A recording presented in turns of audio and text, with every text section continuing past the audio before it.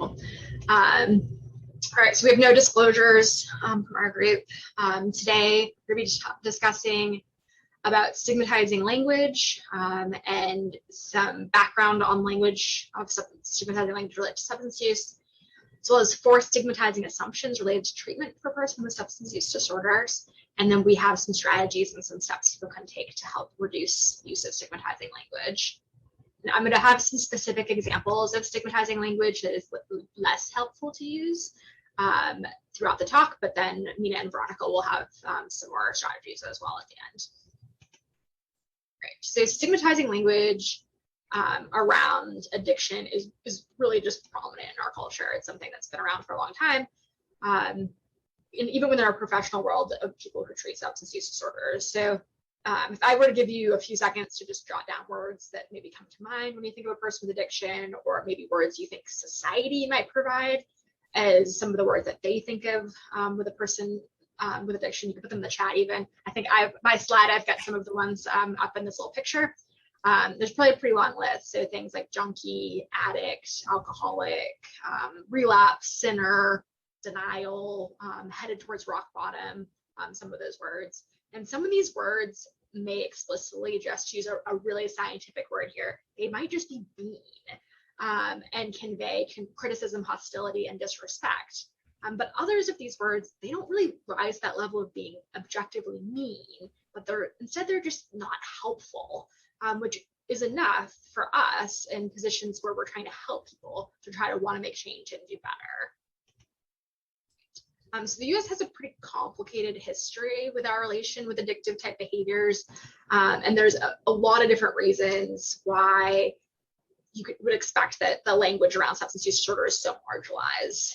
But I want to just highlight a few key things. So you think of just alcohol, which in this country is totally legal. We have super wide access to it. There's signs all over the highway. And it's very socially acceptable. You'll go to very nice family parties, where there'll be tons of alcohol available. But there's been times in this country where alcohol use was illegal. So we fluctuate between our level of permission with different substances. And then even if you think the Bible has a pretty complicated history with substance use. There's lots of references in there about dangers of excess. But then we have examples of water being turned into wine. So alcohol and substances get different treatments there as well. In professional and medical type contexts, the terminology that we as care providers use has also historically included some explicitly stigmatizing language. For example, the word abuse is one that we're trying to move away from. So like abuse of X drug. And that was a diagnostic code, a billing code in this country up until quite recently. And then even the government organization that provides most of the funding for substance use treatment, it's called NIDA, or the National Institute of Drug Abuse. So it's right there in the title of the institution that is funding most of our treatment and prevention efforts. Also, policy in this country has historically been really focused on building up this idea of like drugs equals bad, and possession of drugs isn't a health concern, but it's a crime, and one that you get arrested for and you go to jail for, not one that you get sent to treatment for. And then there's also several assumptions about individuals with substance use disorders that kind of influence the language that we use to talk about their illness and talk about their treatment. I have 4 different assumptions. And this is from a recent a manuscript that came out.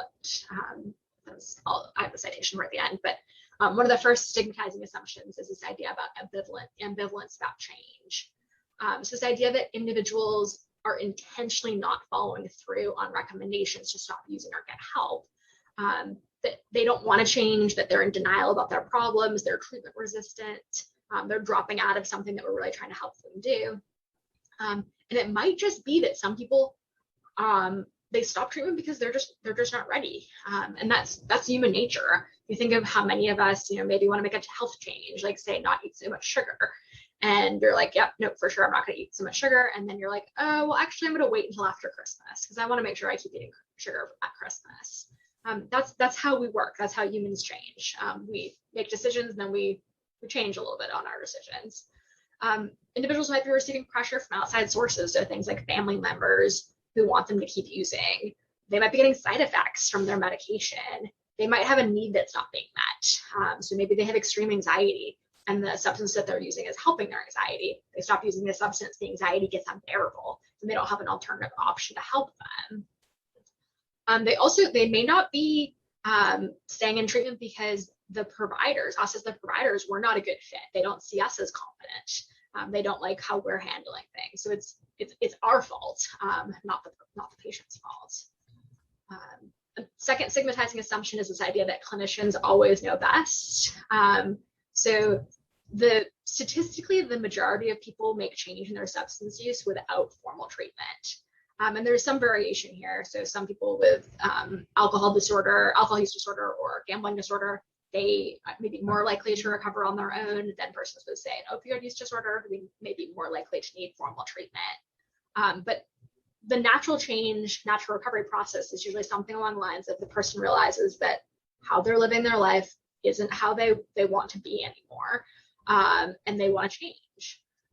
And during that process, it's best for us to just help them identify the reasons for change, help them remain accountable to the things that they want to change, check in with them, see how things are going, encourage them in activities that align with their recovery, but don't say, like, you're not doing the treatment I told you to do. I don't like it. I'm afraid this isn't going to work. What they're doing very well could work. And people can change without ever having gone to treatment. Third assumption is that clinicians always know what's best, and that we know what's best for patients in terms of what they should be taking for medicines, how long they should be in treatment, whether or not they should stop taking their medicines, whether or not they should keep on their medications. And even this idea of dropout implies that clinicians know how long someone should be in treatment, and they know that better than the patient. And there's a bit of this idea of suggesting that patients can't make rational decisions about treatment with this. So if they're not doing what we're saying, they must not be rational. And this is a step, this in some ways, there's a risk of infantizing patients by this, or blaming them for treatment decisions. And we can take away their rights and their autonomy when we're telling them what they should be doing. And informed treatment decisions, being able to make your own informed treatment decisions, is part of our ethical code in psychiatry and psychology. And when we kind of top down impose treatment restrictions on them, we take away some of their rights. And then the fourth assumption I have is this idea of abstinence only. And anything that isn't full abstinence is a relapse or falling off the wagon, and a failure, as opposed to recognizing that return to use is the natural course of a substance use illness. And we also need to allow space for patients to have alternative treatment goals, like goals around harm reduction or reduction of use. I think this summer, there was a good bit of press around Demi Lovato came out as California sober, which I don't know if I'd never heard that expression, but it was defined as they don't use pills, but they still drink and they still smoke pot. And that's, I guess, California sober. And it works for them, and it's helping them stay stable and safe. So who are we to judge if that's not recovery? Patients prescribed medication to manage opioid use disorder can sometimes be treated negatively. So we don't do that with patients who are, say, prescribed medication for diabetes. If you present for surgery and you're like, oh, I really need my diabetes medicine, they're going to be like, okay, sure. But you're going in to discuss surgery options with a provider and you're like, oh, and I take methadone every day. There's sometimes pushback. And to kind of continue that diabetes metaphor, we don't expect the person with diabetes to achieve normal blood sugar every single day, every single moment for the rest of their lives. Never have elevations, never decide, actually, I'd like to have a piece of cake. But for some reason, we do sometimes expect that of persons with substance use disorder. So in addition to the language, in addition to recognizing the thinking and the assumptions that kind of relate to what we do and how we can create stigmatizing environments, there's also some language swaps that we can do, and Mina and Veronica have some additional strategies. But one of the big things we can do is use recovery-oriented language. And this often is as straightforward as like using the word recovery in what we're talking about. And then also to use people first language. So the idea of the person, the word person comes before their disorder. So instead of calling someone an addict, calling them a diabetic, calling them a deaf person, we literally say person with a substance use disorder, person with diabetes, person with a hearing impairment, with the idea being they are a whole person of themselves, and then they also have these additional things going on. And then health focused language can be really helpful. Substance use is a health issue, so I usually hold like diabetes or hypertension as examples in my head because those are things we usually know pretty well. So you wouldn't say it about a person with hypertension. Maybe we shouldn't be saying it about someone with a substance use disorder. Like I think of like, imagine going in to have your blood pressure taken, and the nurse says like, this is a dirty blood pressure. Like, I can't believe you have such a dirty blood pressure. Like, they wouldn't say that. Can you imagine that? And yet that's what we say about urine toxicology screens that are not negative for a substance. This is just a quick slide of some examples, but I'm going to just go over this quickly because Mina and Veronica have some other strategies as well. So I will pass this to Veronica.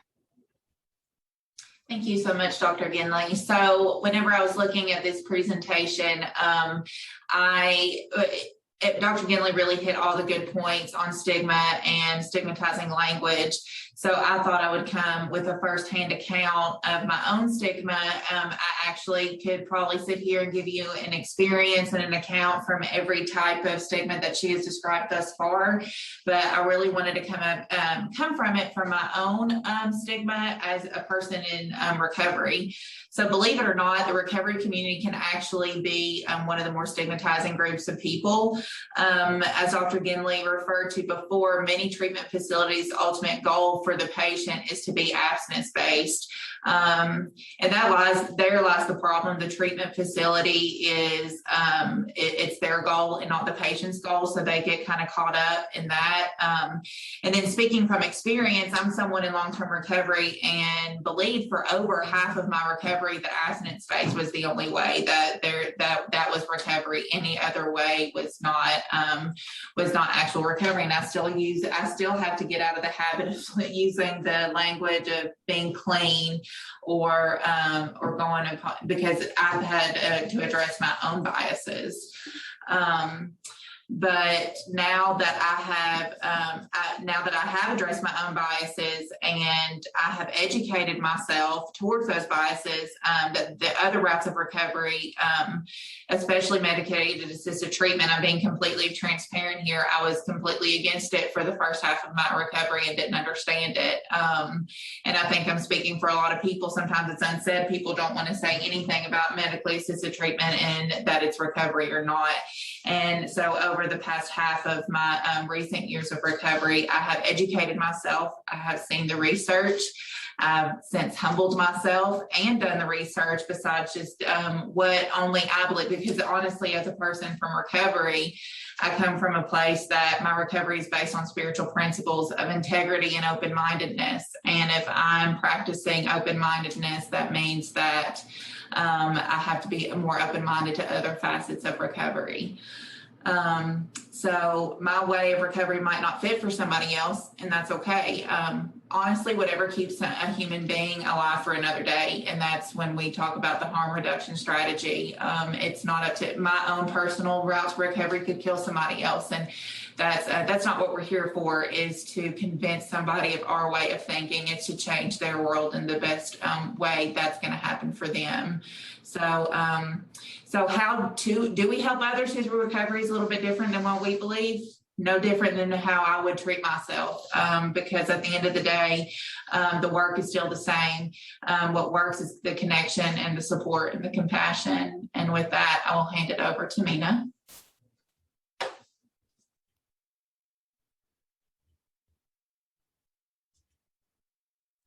You're on mute, Mina. Thank you. I get so excited, I always forget that. Thank you, Veronica, for sharing from your personal perspective. And thank you, Dr. Ginley, for getting us started this morning. I'm going to speak for just a few minutes about working from the strength perspective as a clinician. And just to point out that using stigmatizing language and assumptions is a deficits perspective about our patients. And so when we use stigmatizing language or we make stigmatizing assumptions, we're treating our patient as if there's more that's wrong with them than that's right with them. And if they're coming to you for treatment, there's a whole lot right with them. And our language that we use as providers can either provide an antidote for the self-stigma that so many of our patients come from, or they can reinforce it.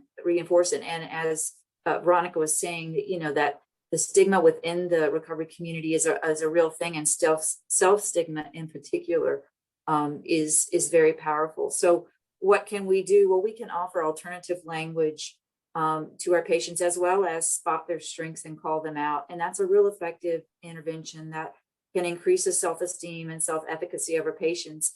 And an example of this, I would like to recall a time recently that we had in group with a patient that kept using the term junkie in reference to themselves. And I just asked them, I said, would it be okay, getting permission, would it be okay if we look at the word junkie that you're using to refer to yourself? And the patient gave, me permission. And we did a very structured reflection on the word, which turned out to be quite powerful when we looked at getting the group members to talk about what does our culture say about the word junkie, and how and why does it use it. We also looked at how and why spiritual and faith traditions use stigmatizing language, and also don't sometimes. Sometimes our spiritual and faith traditions come from a more strengths perspective and focus on healing. We talked about our group members' experience with stigmatizing language, either self-stigmatizing or others using it. And then we wrapped up with, what do they really believe? And what was fascinating was, by the end of the 30-minute intervention, the person who had been using the term junkie changed her mind and said, I want to refer to myself as a person in recovery. And so we felt like that was a really huge leap forward in the recovery process for them. So, sometimes we just need to ask if it's okay to talk about it with the patient, and offer them another way of saying, like, instead of saying a dirty urine, saying an appropriate urine, actually, calling that out and talking about it. So I encourage you to see your patients from a strengths perspective. There's more that's right with them, that's wrong with them. And anytime you can point that out to them, it's going to be helpful. Before I turn it back to Dr. Ginley, I would like to wish you all a happy Recovery Month. September is Recovery Month. And here at the Addiction Medicine Fellowship, we're giving our patients pins to celebrate their recovery and to congratulate them, because no one should be ashamed to be in recovery. So again, thank you for letting us speak. All right, so I just have one quick conclusion slide of all the things that we've talked about. We want to remember our history. We have a long, deep roots sort of in using these stigmatizing words. So this stuff doesn't change overnight. NIDA is still going to be named the National Institute of Drug Abuse for a very long time, I'm sure. So these words will still be floating around, but we can still try to do better. We want to check our assumptions and kind of constantly questioning, why are we using the words that we use. Assuming people in substance use, we want to assume that people in substance disorder can change just like everybody else. We don't want to make assumptions that they're somehow different or somehow worse. And we want to listen to the first-hand account. We want to focus on recovery and health, put people first always and their experiences, and understand who they are and how they see the world, and focus on their strengths and help them see how strong they are for wanting to change. And I think the last point I have here is this idea of conveying hope. I think that's in some ways so much of the business that we're in, and so much of how just like doing small things, seemingly small things, like changing the words we use, can and kind of offering language that's focused and full of help can be kind of our antidote for language that conveys criticism, disrespect, and disregard. And making an effort to change the stigmatizing language when we talk to our friends and family, when we are within the medical system, and when we have positions of power within policy. Hopefully this can help people who are struggling to feel like they have more hope to change. I have the paper, the Fund et al. Paper is the one that I pulled from the